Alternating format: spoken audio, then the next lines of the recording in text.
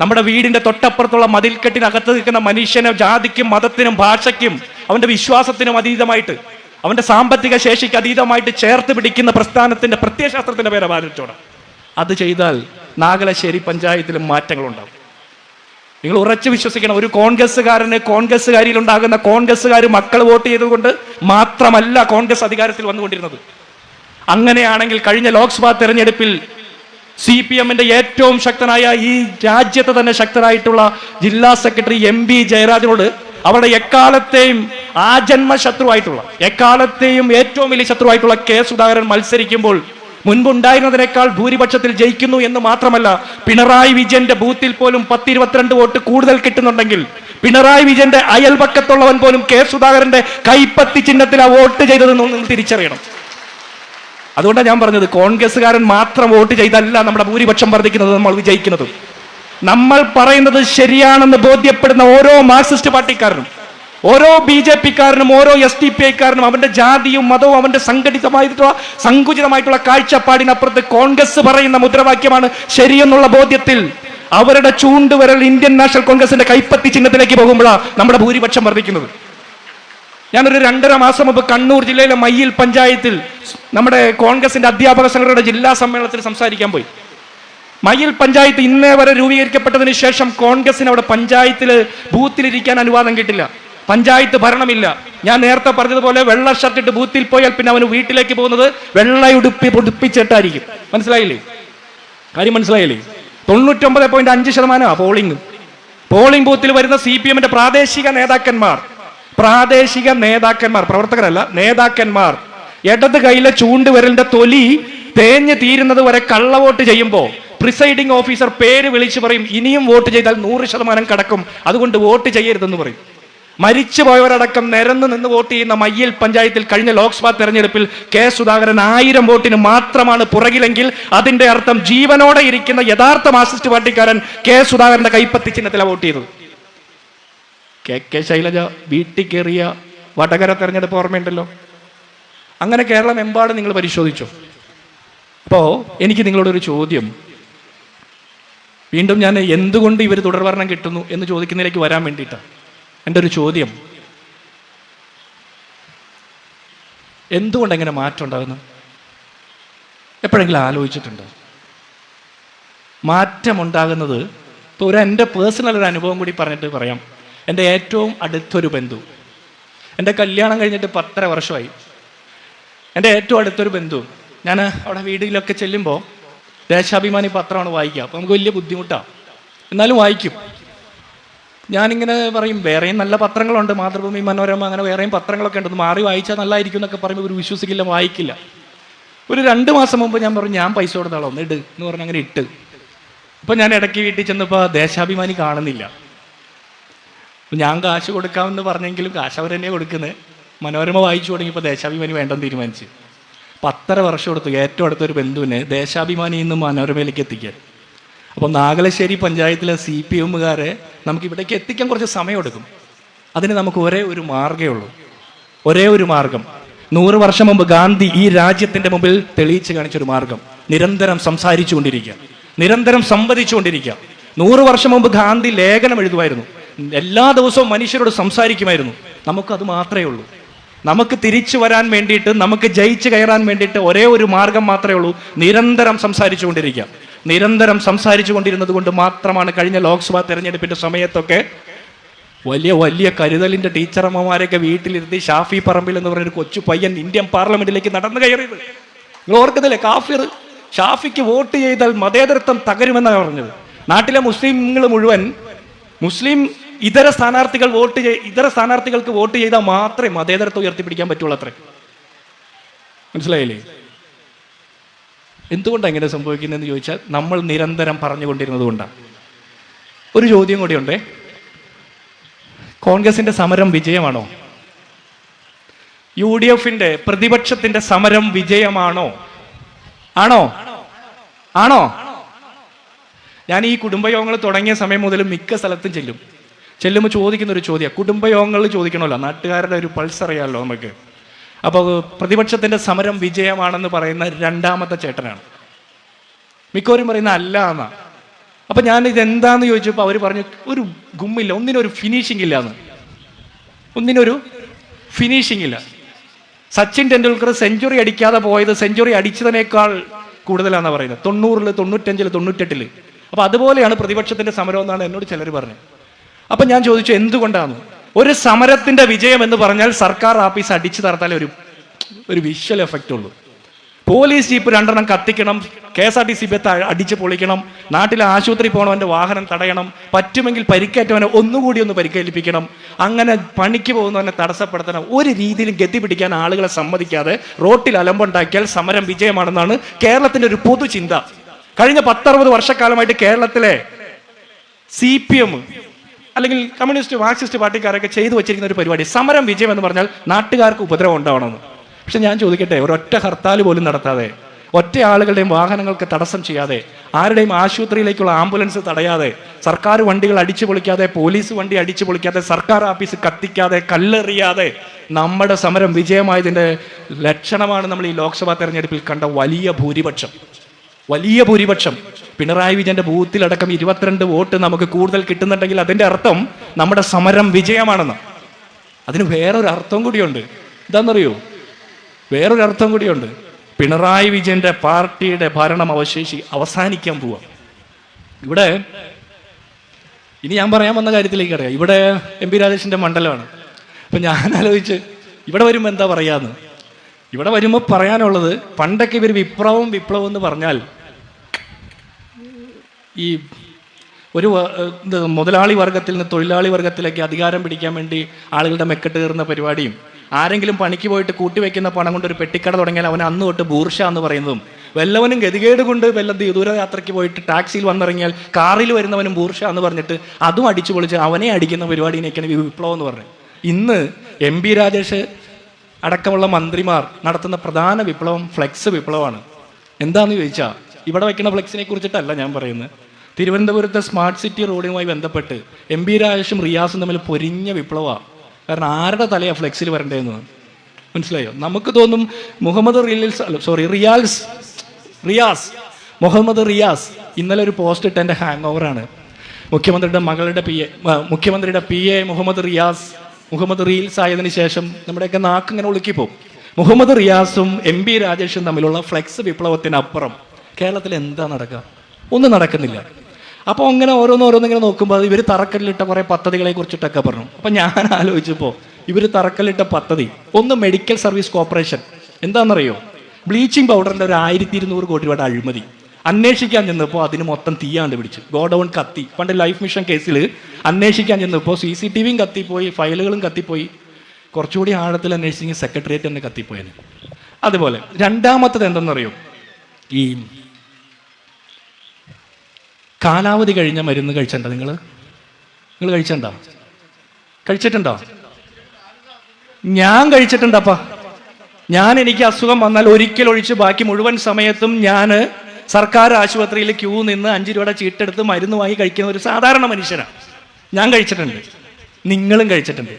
1650 കോടി രൂപയുടെ കാലാവധി കഴിഞ്ഞ മരുന്ന് കഴിച്ച മനുഷ്യന്മാരാ നമ്മള്. എന്താ ചാവാത്തേന്ന് ചോദിച്ചാൽ അതൊരു അത്ഭുത. 7 അത്ഭുതം കഴിഞ്ഞ 8ാമത് അത്ഭുതം ഉണ്ടെങ്കിൽ കേരളത്തിലെ സാധാരണ മനുഷ്യന്മാരെ കാലാവധി കഴിഞ്ഞ മരുന്ന് കഴിച്ചിട്ട് മയ്യത്താവാതിരിക്കുന്ന മനുഷ്യന്മാർ. മനസ്സിലായോ? അടുത്ത തറക്കല്ലിട്ട പദ്ധതി PP കിറ്റ്. ഓർക്കുന്നില്ലേ? 1000 കോടി രൂപയുടെ PP കിറ്റ് മാസ്ക് അഴിമതി. ഓർക്കുന്നുണ്ടല്ലോ. അടുത്തത് KFCയുടെ കേരള സ്റ്റേറ്റ് ഫിനാൻഷ്യൽ കോർപ്പറേഷൻ്റെ പണം കൊണ്ടുപോയി റിലയൻസിൽ നിക്ഷേപിച്ചൊരു 108 കോടി രൂപയുടെ അഴിമതി നടത്തി. പിന്നെ ലൈഫ് മിഷൻ 20 കോടി രൂപയുടെ പദ്ധതിയിൽ 9.5 കോടി രൂപയുടെ കൈക്കൂലി വാങ്ങിയ പദ്ധതി. മുഖ്യമന്ത്രിയുടെ പ്രിൻസിപ്പൽ സെക്രട്ടറി 112 ദിവസം ജയിലിൽ കിടന്നു. പക്ഷെ മുഖ്യമന്ത്രി അതിൽ പ്രതിയല്ല കേട്ടോ. മുഖ്യമന്ത്രി പ്രതിയല്ല. കാരണം വില്ലേജ് ഓഫീസിലെ ക്ലർക്ക് കൈക്കൂലി വാങ്ങിയാൽ വില്ലേജ് ഓഫീസർക്ക് അത് ബാധിക്കുമെന്ന് പറഞ്ഞ് മുഖ്യമന്ത്രി ഭരിക്കുന്ന കാലത്ത് പുള്ളിയുടെ പ്രിൻസിപ്പൽ സെക്രട്ടറി 112 ദിവസം ജയിലിൽ കിടന്ന കേസിൽ പുള്ളി പ്രതിയാകാൻ സാധ്യതയില്ല. അടുത്തത് സ്വർണ്ണക്കടത്ത. ഞാൻ പറയാണ്ട് നിങ്ങൾക്കറിയാലോ. പിന്നെ എക്സാലോജിക്, അത് നിങ്ങൾക്ക് അറിയാം. ചെയ്യാത്ത പണിയൊക്കെ ചെയ്യുമ്പോൾ കിട്ടുന്ന കൂലിയാണ് അത്രേ. പിന്നെ ഫോണിൻ്റെ 36 കോടി, AI ക്യാമറയുടെ 110 കോടി, കരുവന്നൂരിലെ 300 കോടി, മുഖ്യമന്ത്രിയുടെ ദുരിതാശ്വാസ നിധിയിൽ നിന്ന് കൊള്ളയടിച്ച കോടികൾ, കിഫ്ബി വഴി മടച്ചിയ കോടികൾ, ഇതൊക്കെയാണ് ഇവർ തറക്കല്ലിട്ട പദ്ധതികൾ. ഞാൻ ഇതൊക്കെ ഇങ്ങനെ ചെറുത് സൂചിപ്പിക്കാൻ കാരണം എൻ്റെ രണ്ടാമത്തെ പ്രശ്നത്തിലേക്ക് വരിക. നമുക്ക് വലിയ ഓർമ്മക്കുറവാണ്.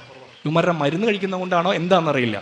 കാരണം കേരളത്തിലെ പോലീസ് സ്റ്റേഷന്റെ ലോക്കപ്പിനകത്ത് ഇടികൊണ്ട മനുഷ്യന്മാരുടെ എണ്ണം 30. നിങ്ങൾക്ക് ഓർമ്മയുണ്ടോ? ഒരെണ്ണം ഞാൻ പറയാം. ആലുവയിൽ വരാപ്പുഴയിൽ ഒരു ശ്രീജിത്ത് എന്ന് പറഞ്ഞ ചെറുപ്പക്കാരൻ വീട്ടിൽ കിടന്നുറങ്ങുമ്പോൾ കിടക്കപ്പായിൽ നിന്ന് പിടിച്ചുകൊണ്ടുപോയി ആലുവയിലെ റൂറൽ എസ് പി AV ജോർജിന്റെ നേതൃത്വത്തിലുള്ള ടൈഗർ ഫോഴ്സ് ഇടിച്ച് വാരിയലൊടിച്ച് ശ്വാസകോശത്തിൽ കയറി ചെറുപ്പക്കാരൻ മരണപ്പെട്ടു. മാധ്യമ വാർത്തയുണ്ടായിരുന്നു, സമരങ്ങളുണ്ടായിരുന്നു. എന്ത് പിന്നെ നടന്നു എന്ന് ചോദിച്ചാൽ ശ്രീജിത്തിന്റെ കുടുംബം അനാഥമായി എന്ന് മാത്രം. അങ്ങനെ 10-30ഓളം ചെറുപ്പക്കാരെ ലോക്കപ്പിൽ ഇടിച്ചു വന്ന സർക്കാരിന്റെ പേരെ പിണറായി സർക്കാർ. എൻ്റെ വാക്കല്ല, നാഷണൽ ഹ്യൂമൻ റൈറ്റ്സ് കമ്മീഷന്റെ റിപ്പോർട്ടാണ്. പക്ഷെ കേരളത്തിലെ മാധ്യമ വാർത്തകൾ ഉദ്ധരിച്ചുകൊണ്ട് പറഞ്ഞാൽ 98ഓളം ചെറുപ്പക്കാർ അങ്ങനെ ഇടികൊണ്ട് മരിച്ചിട്ടുണ്ടെന്ന് പറയാം. നെടുങ്കണ്ടത്തെ രാജ്കുമാറും ഇവിടെ അടുത്തുള്ള റിയാസ് മൗലയും അടക്കം കുറ്റം ചെയ്തവരും ചെയ്യാത്തവരുമായിട്ടുള്ള അത്രയും ആളുകളെ ഇടിച്ചു വന്നൊരു സർക്കാരാണ്. നിങ്ങൾ ഈ പഞ്ചായത്ത് തെരഞ്ഞെടുപ്പിന് അത് ഓർക്കോ?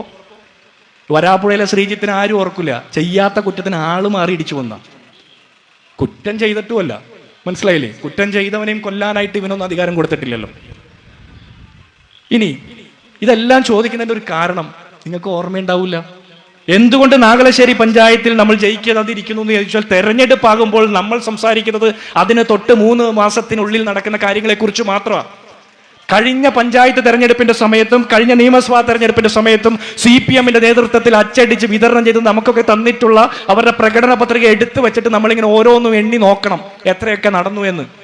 CPMന്റെ നേതാക്കന്മാർ ചാനൽ ചർച്ചയിൽ പറയുന്ന 1000 പദ്ധതിയിൽ 995 നടപ്പാക്കി എന്നൊക്കെയാണ്.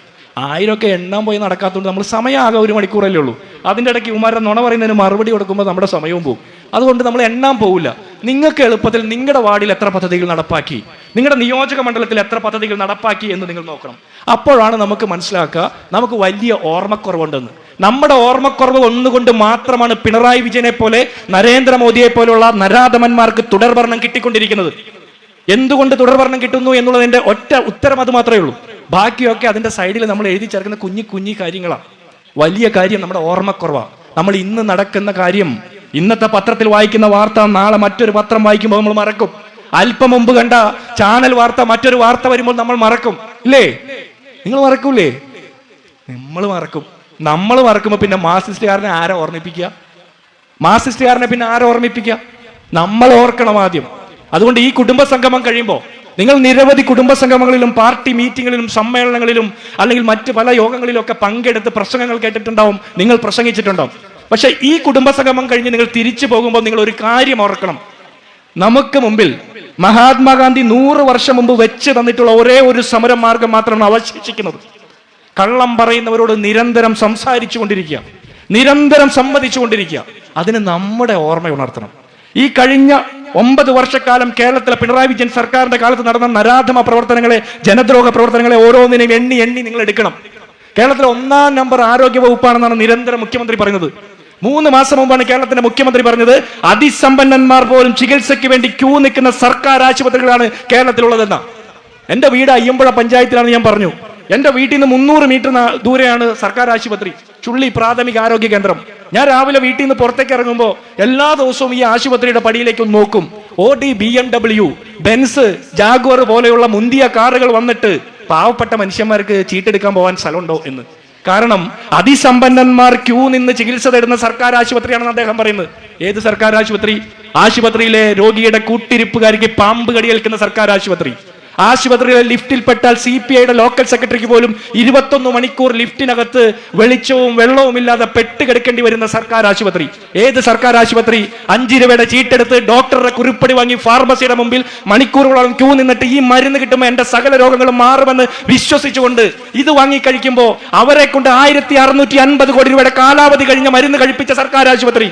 അത് മാത്രമല്ല, ICUവിൽ ചികിത്സ കഴിഞ്ഞ, ICUവിൽ സർജറി കഴിഞ്ഞ് ICUവിലെ മേശപ്പുറത്ത് അബോധാവസ്ഥയിൽ, അർദ്ധബോധാവസ്ഥയിൽ കിടക്കുന്ന പാവപ്പെട്ട സ്ത്രീയെ സർക്കാർ അനുകൂല സംഘടനയുടെ നേതാവ് പീഡിപ്പിക്കുമ്പോൾ അതിനെതിരെ പരാതി കൊടുക്കുക, ആ പരാതിക്കാരിയോടൊപ്പം നിന്ന ഹെഡ് നഴ്സിനെ ഇടുക്കിയിലേക്ക് ട്രാൻസ്ഫർ ചെയ്യുമ്പോൾ ആ ട്രാൻസ്ഫറിനെതിരെ ഹൈക്കോടതിയിൽ നിന്ന് അനുകൂല ഉത്തരവ് വാങ്ങിയിട്ട് കോഴിക്കോട് മെഡിക്കൽ കോളേജിന്റെ വരാന്തയിൽ 6 ദിവസക്കാലം മരബഞ്ചിലിരുത്തിയ സ്ത്രീ സുരക്ഷിത കേരളത്തിലെ സർക്കാർ ആശുപത്രി. ആംബുലൻസിലും ICUയിലും പീഡിപ്പിക്കപ്പെടുന്ന ചരിത്രം EMS നമ്പൂതിരിപ്പാട് തൊട്ട് ഉമ്മൻചാണ്ടി വരെയുള്ള മുഖ്യമന്ത്രിമാരുടെ സമയത്തോ LDF UDF മാറി മാറി മരിക്കുന്ന 10-60 വർഷക്കാലത്തെ ചരിത്രത്തിലോ നമ്മൾ കേട്ടിട്ടില്ല. ഈ സർക്കാർ ആശുപത്രി, ഏത് സർക്കാർ ആശുപത്രി? കോവിഡിന്റെ മറവിൽ നമ്മളോടൊക്കെ സാമൂഹ്യ അകലം പാലിച്ച് വീട്ടിലിരുന്നോളാൻ പറഞ്ഞ് DYFIയുടെ അഖിലേന്ത്യാ നേതാവ് AR റഹീമിനെ പോലുള്ള ആളുകൾ വീട്ടിൽ ഭാര്യയോടൊപ്പം അടുക്കളയിൽ മീൻ വറുത്തും ദോശ ചുട്ടും ആസ്വദിച്ചിരുന്നപ്പോ നമ്മളൊക്കെ പാവപ്പെട്ട മനുഷ്യർക്ക് ഭക്ഷണ കിറ്റും പച്ചക്കറി കിറ്റും മരുന്ന് കിറ്റും കൊടുക്കുന്ന തിരക്കിൽ ഏർപ്പെട്ടപ്പോൾ നമ്മുടെ ടീച്ചറമ്മ ഉറങ്ങാതിരുന്ന 1000 കോടി രൂപയുടെ PP കിറ്റ് മാസ്ക് അഴിമതി നടത്തിയ സർക്കാർ ആശുപത്രി, നമുക്കൊക്കെ തരാൻ വേണ്ടി എന്ന് പറഞ്ഞ 1200 കോടി രൂപയുടെ ബ്ലീച്ചിങ് പൗഡർ അഴിമതി നടത്തിയ മെഡിക്കൽ സർവീസ് കോർപ്പറേഷന്റെ കീഴിലുള്ള സർക്കാർ ആശുപത്രി, ഈ സർക്കാർ ആശുപത്രിയിലാണ് അതിസമ്പന്നന്മാർ ചികിത്സയ്ക്ക് വേണ്ടി ക്യൂ നിൽക്കുന്നത് എന്ന് പറയുമ്പോൾ ഈ നാട്ടിലെ CPMന്റെ സാധാരണക്കാരോട് നിങ്ങൾ ചോദിക്കണം, അതിസമ്പന്നന്മാർ ചികിത്സിക്കാൻ വരുന്ന സർക്കാർ ആശുപത്രിയിൽ ചികിത്സിക്കാതെ പാവപ്പെട്ടവന്റെ പാർട്ടിയുടെ മുഖ്യമന്ത്രി എന്തിനാ അമേരിക്കയിലേക്ക് ചികിത്സയ്ക്ക് പോകുന്നതെന്ന് ചോദിക്കണ്ടേ? അത് ചോദിക്കണ്ടേ? മാർക്സിസ്റ്റുകാരോട് ചോദിക്കാനുള്ള ഒന്നാമത്തെ ചോദ്യം. രണ്ടാമത്തെ ചോദ്യം, കേരളത്തിലെ വിദ്യാഭ്യാസ വകുപ്പ് മന്ത്രി പറഞ്ഞത് ഉന്നതമല്ല, താഴ്ന്ന വിദ്യാഭ്യാസ വകുപ്പ് മന്ത്രി ഏതാണെന്ന് മനസ്സിലായില്ലേ? ശിവൻകുട്ടി. ഞാൻ പറഞ്ഞത് ആ അർത്ഥത്തിൽ തന്നെയാണ്. ഓരോരുത്തരുടെ നിലവാരം അനുസരിച്ചുള്ള നമ്മൾ ഓരോരുത്തരെ അഡ്രസ് ചെയ്യുന്നത്. ശിവൻകുട്ടി മന്ത്രി പറഞ്ഞത് കേരളത്തിലെ സർക്കാർ സ്കൂളുകൾ 5 സ്റ്റാർ ഹോട്ടൽ സമാനമാണെന്ന്. ഇമാർക്ക് തലയ്ക്കെന്തോ കുഴപ്പമുണ്ടെന്ന് തോന്നുന്നത്. ഇമാർ ഇതൊന്നും കാണാറില്ലെന്നോ? പള്ളിക്കൂടത്തിൽ പഠിച്ചതിൻ്റെ ഒരു ലക്ഷണവും ഇവരുടെ പ്രവർത്തനത്തിലും പെരുമാറ്റത്തിലൊന്നും ഇല്ല. എന്നാലും വല്ലപ്പോഴെങ്കിലും വിദ്യാഭ്യാസ മന്ത്രി സ്കൂൾ ഉദ്ഘാടനത്തിനൊക്കെ പോകുമല്ലോ. അദ്ദേഹം പറഞ്ഞത് കേരളത്തിലെ സർക്കാർ സ്കൂളുകൾ 5 സ്റ്റാർ ഹോട്ടൽ സമാനമാണത്ര. 5 സ്റ്റാർ ഹോട്ടലിന്റെ അകത്തേക്കാണ് ഒരു കുട്ടി പാമ്പ് കടിയേറ്റ് മരിക്കുന്നത്. എത്ര 5 സ്റ്റാർ ഹോട്ടലിലാണ് അവിടുത്തെ താമസക്കാർ പാമ്പ് കടിയേറ്റ് മരിക്കുന്നത്? കേരളത്തിന്റെ ചരിത്രത്തിൽ ഇന്നവരെ സ്കൂളിന്റെ ക്ലാസ് റൂമിനകത്ത് ആരെങ്കിലും മരിച്ച് നിങ്ങൾ കേട്ടിട്ടുണ്ട് പാമ്പ് കടിയേറ്റ്? മുഖ്യമന്ത്രിയുടെ ക്ലിഫ് ഹൗസിലെ നീന്തൽക്കുളം നവീകരിക്കാൻ വേണ്ടി ചെലവഴിച്ച 45 ലക്ഷത്തിൽ നിന്ന് 50,000 രൂപ ചെലവഴിച്ചെങ്കിൽ ആ കുട്ടി മരിച്ച ക്ലാസ് റൂമിനകത്ത് അല്പം സിമന്റ് വാരി തൂത്തിരുന്നെങ്കിൽ ആ മരണം ഉണ്ടാവില്ലായിരുന്നു. അല്ലേ?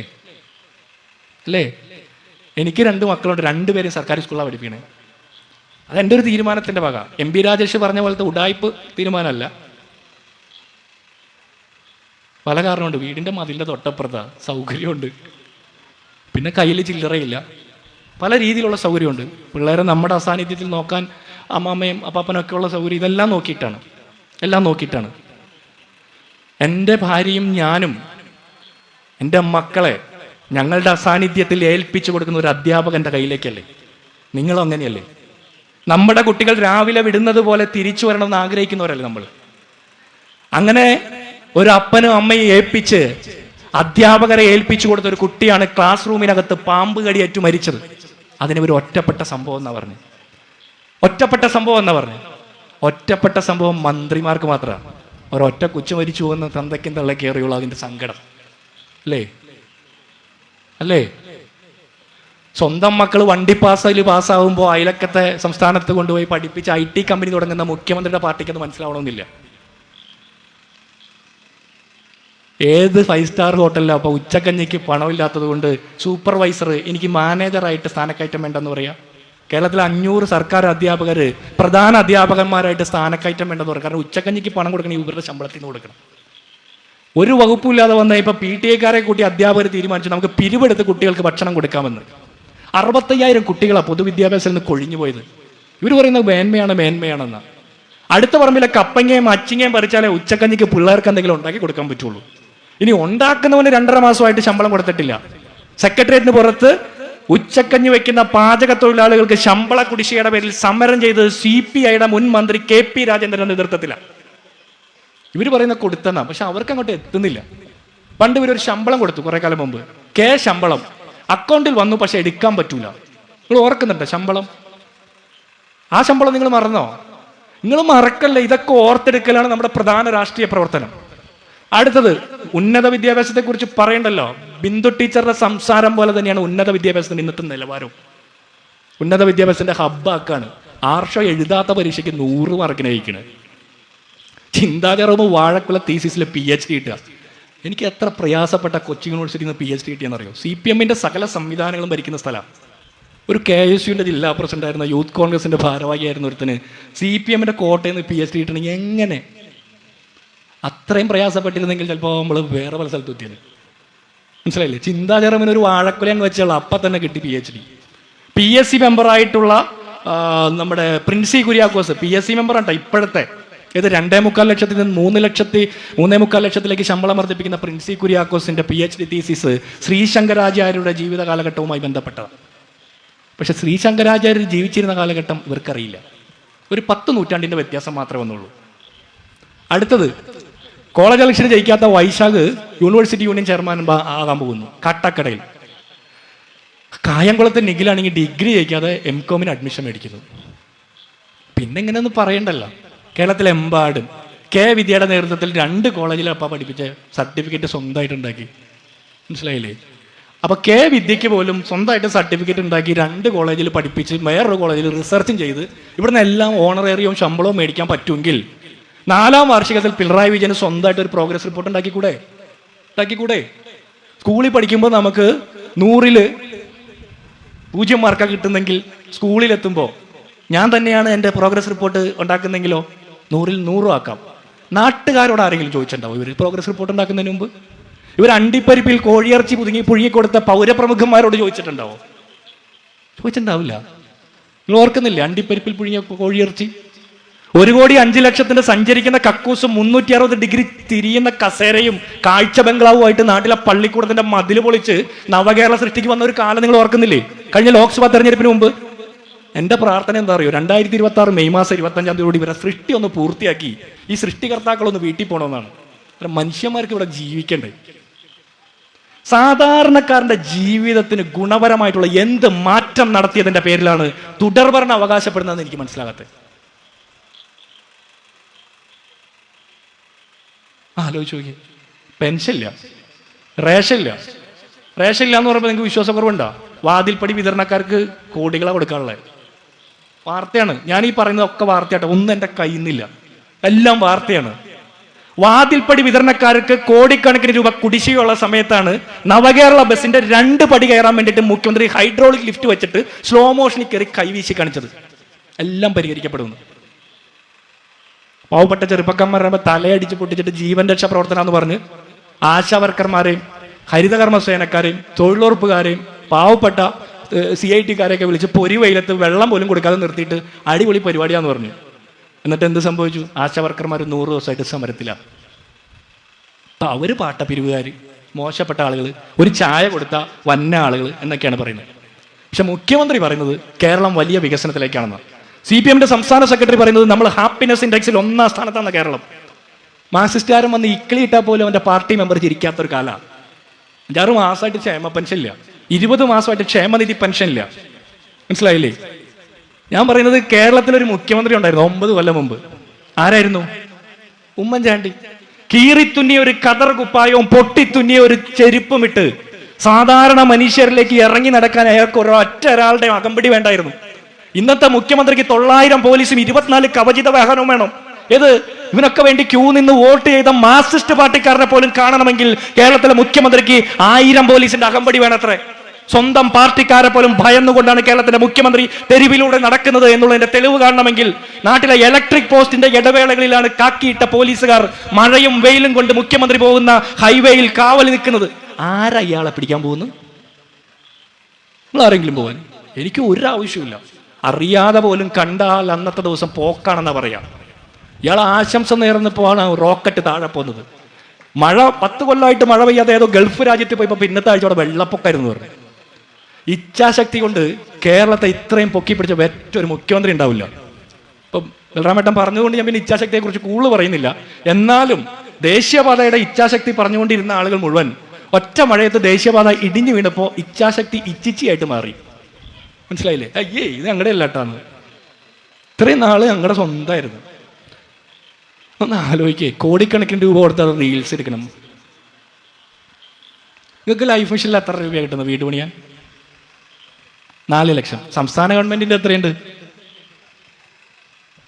ഇനി 4 ഇവരാ തന്നെ നോക്കി തരുന്ന ഇവരല്ല. എന്നാലും ലൈഫ് മിഷനിൽ സാധാരണ മനുഷ്യർക്ക് വീട് വയ്ക്കാൻ 4 ലക്ഷമാണ് കിട്ടണേ. അത് കോൺഗ്രസ്സുകാരനായാലും ലീഗുകാരനായാലും BJP-കാരനായാലും മാർക്സിസ്റ്റ് പാർട്ടിക്കാരനായാലും CPI-കാരനായാലും 4 ലക്ഷം അല്ലേ? കൂടുതൽ കിട്ടില്ലല്ലോ. അരുവാൾ ചുറ്റിക്ക് വോട്ട് ചെയ്യുന്നവനും കൂടുതൽ കിട്ടില്ല. പാവപ്പെട്ടവന് വീട് വയ്ക്കാൻ 4 ലക്ഷം രൂപ മാത്രം കൊടുക്കുന്ന ഒരു സംസ്ഥാനത്ത് മുഖ്യമന്ത്രിയുടെ ക്ലിഫ് ഹൗസിലെ നീന്തൽക്കുളം നവീകരിക്കാൻ വേണ്ടിയിട്ട് 45 ലക്ഷമാണ് അത്ര ചെലവഴിച്ചത്. അതായത് നമ്മുടെ കാര്യം വിട്, ഈ നാഗലശ്ശേരി പഞ്ചായത്തിലടക്കം പാവപ്പെട്ട CPM-കാരന് വീട് വെക്കാൻ കൊടുക്കുന്നത് 4 ലക്ഷമാണെങ്കിൽ മുഖ്യമന്ത്രി നീന്തൽ നടത്തുന്ന നീന്തൽക്കുളം നവീകരിക്കാൻ 11 കുടുംബങ്ങളുടെ പണമാണ് ചെലവഴിച്ചത്.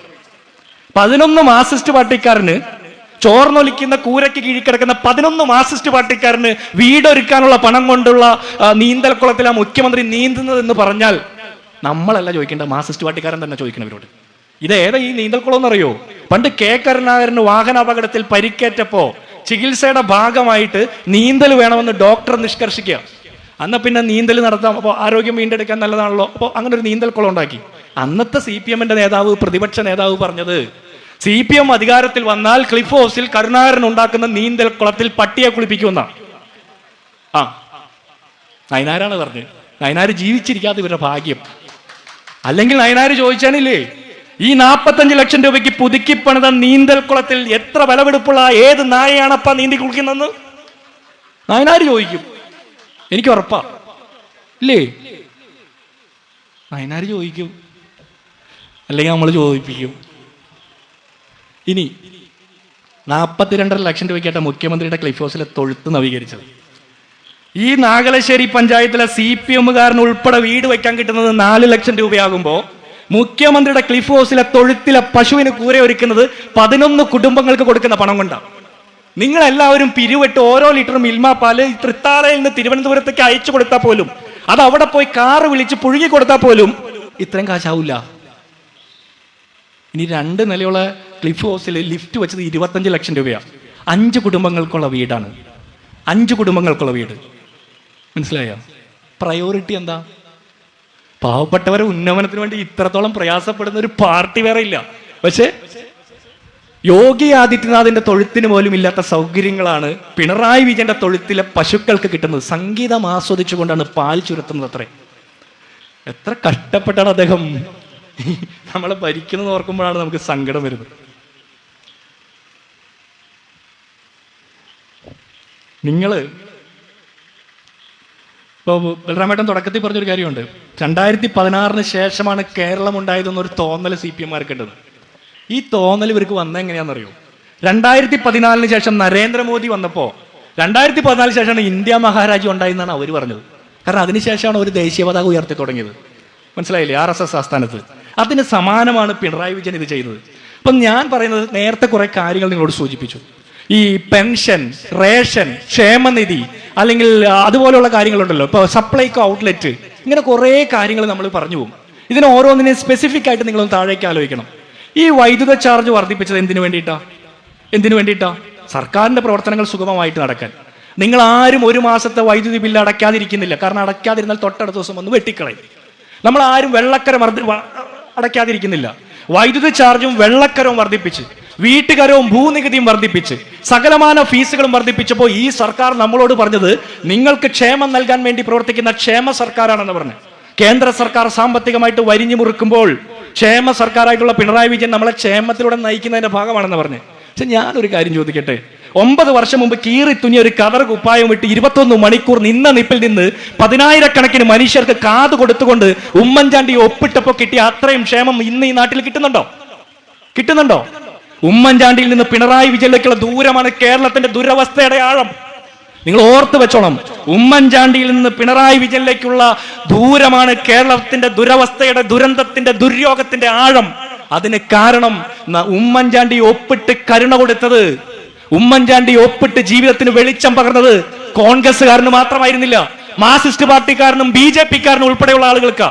ഉമ്മൻചാണ്ടി കരുതലിന്റെ കൈത്താങ് കൊടുത്തത് ഈ നാട്ടിലെ മുഴുവൻ ജനവിഭാഗങ്ങളിൽപ്പെട്ട ആളുകൾക്ക്. ഉമ്മൻചാണ്ടിയുടെ സമയത്ത് കാരുണ്യ ചികിത്സാ പദ്ധതി ഉണ്ടായിരുന്നു, കാരുണ്യ ഇൻഷുറൻസ് പദ്ധതി ഉണ്ടായിരുന്നു. അന്ന് അതിന് പണമാർജിക്കാൻ വേണ്ടിയിട്ട് കാരുണ്യ ലോട്ടറി അച്ചടിച്ചിരുന്നു. ഇന്ന് കാരുണ്യ ലോട്ടറി അല്ലാതെ കാരുണ്യ ചികിത്സാ പദ്ധതിയും കാരുണ്യ ഇൻഷുറൻസ് പദ്ധതിയും ഇല്ല. കാരണം കോടിക്കണക്കിന് രൂപയാണ് ആശുപത്രികൾക്കും മരുന്ന് കമ്പനികൾക്കും കൊടുക്കാൻ കുടിശ്ശികയുള്ളത്. ഉമ്മൻചാണ്ടിയുടെ കാലത്ത് ഹീമോഫീലിയ രോഗികൾക്ക് സാമ്പത്തിക സഹായം ഉണ്ടായിരുന്നു. കാലത്ത് എൻഡോസൾഫാൻ ദുരിതബാധിതർക്ക് സാമ്പത്തിക സഹായം ഉണ്ടായിരുന്നു.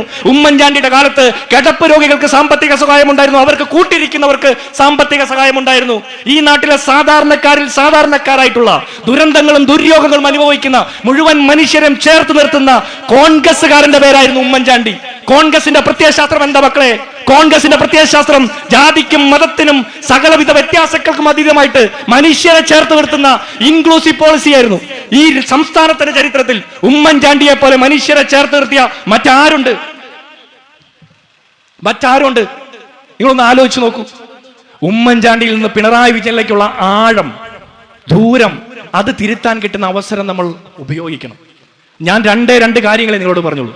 ഒന്ന്, നമ്മൾ കഴിഞ്ഞ 9 വർഷക്കാലം അനുഭവിച്ചു കൊണ്ടിരിക്കുന്ന ഓരോ ദുര്യോഗങ്ങളും ഓർത്തെടുക്കണം. നാഗലശ്ശേരി പഞ്ചായത്തിൽ പതിറ്റാണ്ടുകളായിട്ട് നിങ്ങൾ അനുഭവിക്കുന്ന ഓരോ പ്രയാസങ്ങളും ഓർത്തെടുത്തുകിട്ട് വേണം പോളിംഗ് ബൂത്തിലേക്ക് പോകാൻ. രണ്ടാമത്തത്, നമ്മുടെ പരിച എന്ന് പറഞ്ഞാൽ നമ്മുടെ വാക്ക് മാത്രം. നിരന്തരം സംസാരിച്ചുകൊണ്ടും സംവദിച്ചുകൊണ്ടും മാത്രമേ സമരം ചെയ്യാൻ പറ്റൂ. ആളുകളുടെ തലയടിച്ചു പൊട്ടിച്ചും സർക്കാർ ബസ്സുകൾ കത്തിച്ചും വഴിയാത്ര തടസ്സപ്പെടുത്തിയുമല്ല സമരം നടത്തേണ്ടത്. നമ്മൾ സംസാരിച്ചു കൊണ്ടിരിക്കുക. ഈ യോഗം കഴിഞ്ഞ് നിങ്ങൾ പോകുന്ന അന്ന് മുതൽ ഇനി അങ്ങോട്ട് നടക്കുന്ന ഓരോ തെരഞ്ഞെടുപ്പിന്റെയും അവസാനത്തെ ആൾ വരെ പോളിംഗ് ബൂത്തിൽ കടന്നു വന്നവരുടെ വലത് കൈയുടെ ചൂണ്ടുവിരൽ ഇന്ത്യൻ നാഷണൽ കോൺഗ്രസിന്റെ കൈപ്പത്തി ചിഹ്നത്തിൽ ആഞ്ഞമരുന്നത് വരെ നമ്മൾ സംസാരിച്ചു കൊണ്ടേയിരിക്കണം.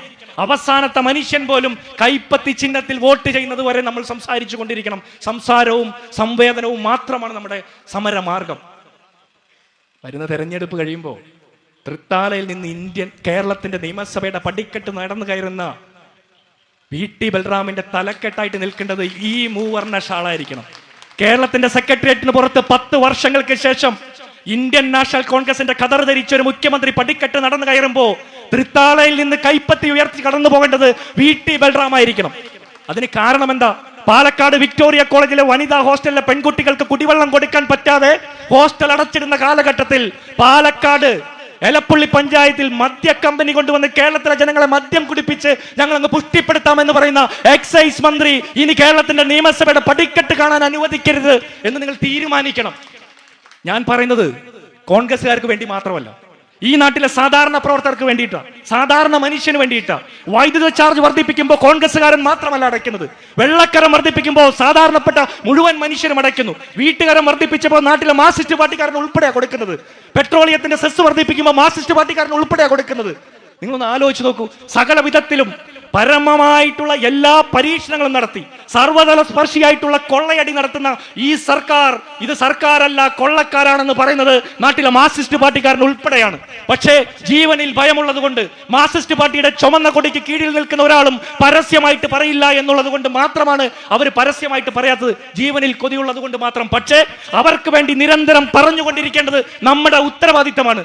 വരുന്ന പഞ്ചായത്ത് തെരഞ്ഞെടുപ്പിൽ നാഗലശ്ശേരി പഞ്ചായത്തിലെ 5, 6, 7 വാർഡുകളിലെ തെരഞ്ഞെടുപ്പിന്റെ റിസൾട്ട് വരുമ്പോ പഞ്ചായത്തിന്റെ വോട്ടെണ്ണൽ കേന്ദ്രത്തിൽ നിന്ന് പുറത്തേക്ക് വരേണ്ടത് കോൺഗ്രസിന്റെ മൂവർണ്ണ കൊടിയുമായിട്ട് കൈപ്പത്തി ഉയർത്തിപ്പിടിച്ചുകൊണ്ടായിരിക്കണം.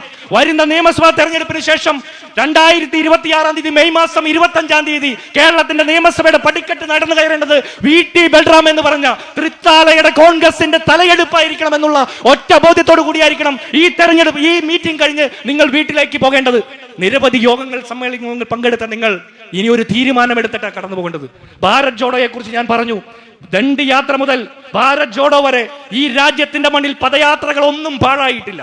നിങ്ങൾ ഇനി യോഗം കഴിഞ്ഞ് നടക്കുന്ന ഓരോ ചുവടും ഈ തൃത്താലയിലെ നാഗലശ്ശേരി പഞ്ചായത്തിലെ ഓരോ മാർക്സിസ്റ്റ് പാർട്ടിക്കാരന്റെയും ഓരോ BJP-കാരന്റെയും നമ്മളെ എതിർക്കുന്ന പ്രത്യയശാസ്ത്രത്തിൽപ്പെടുന്ന മുഴുവൻ മനുഷ്യരുടെയും മനസ്സിലേക്ക് ഇടം നേടാൻ വേണ്ടിയിട്ട് ഓരോ ചുവടും വെച്ച് നിങ്ങൾ നടന്നു കയറിക്കൊണ്ട് പോയാൽ, നിങ്ങൾ ഭാരത് ജോഡോ നടപ്പാക്കിയാൽ, നിങ്ങൾ ജാതിക്കും മതത്തിനും രാഷ്ട്രീയത്തിനും അതീതമായിട്ട് ചേർത്ത് പിടിക്കലിന്റെ രാഷ്ട്രീയം പറഞ്ഞാൽ, നമ്മുടെ ജീവിതത്തെ കഴിഞ്ഞ 9, 10 വർഷങ്ങളായിട്ട് നേരിടുന്ന പ്രയാസങ്ങളെ കുറിച്ച് പറഞ്ഞാൽ, മാർക്സിസ്റ്റ് പാർട്ടിക്കാരൻ കൈപ്പത്തിക്ക് വോട്ട് ചെയ്യുന്ന അത്ഭുതം കാണാൻ പറ്റുമെന്ന് മാത്രം പറഞ്ഞുകൊണ്ട് എൻ്റെ വാക്കുകൾ നിർത്തുന്നു. നന്ദി, നമസ്കാരം, ജയ് ഹിന്ദ്.